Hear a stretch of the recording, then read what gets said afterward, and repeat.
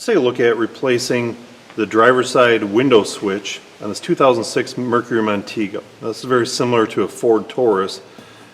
First thing I need to do is remove the two 5.5 millimeter head bolts out of the pocket here in the driver's side door. So I'll take my socket and a ratchet and remove them. And then there's several Phillips screws located around the door panel.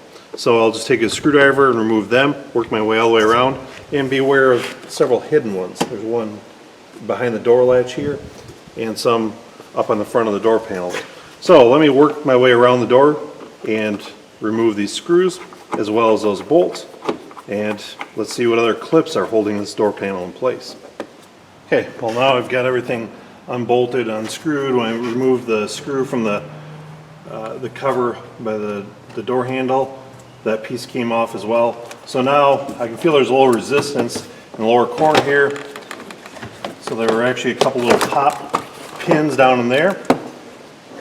So once I get those out, now the door panel comes out. So on the back side here, I'm now going to go around and disconnect the electrical connectors.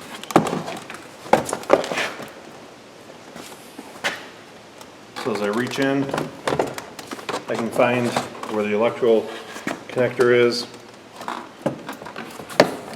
Again, I just basically squeeze the connector to unplug it.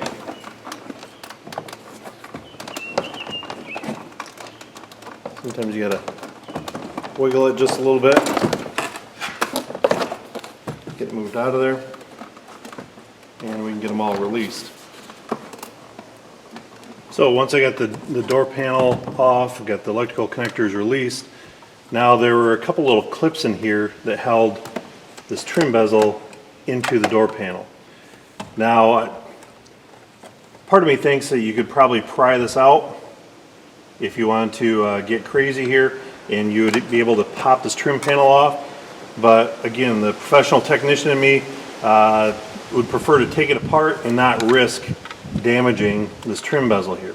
That's pretty expensive to replace, and it might be hard to locate once in a while. So by taking it apart like this, we ensure that, yeah, it might take a few extra minutes, but we didn't damage anything. So now, with my old switch, I need to remove it out of the bezel. And there's these little tabs here, and so once I just pry these tabs open, now it allows me to get my old switch out of the housing. So again, I kind of gently work this plastic. I don't want to snap it off here, and I'll work my way through, getting it completely out of this housing. So I continue to work my way around here. We don't want to snap it off, but eventually I get this old switch out of here. Now I can take my new switch, line it up carefully, slide it in place. You hear it lock in, clipped into place, and we're good to go. So now similarly, I will set it down into the door panel here, lock it in place. You hear it snap in there. Now I can go make my electrical connections, plug in all these switches again.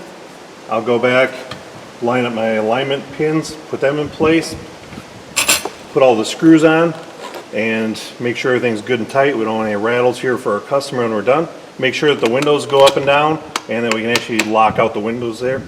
And just like that. Hopefully now you understand what it takes to replace the driver's side power window switch on this 2006 Mercury Montego or a similar Ford Taurus.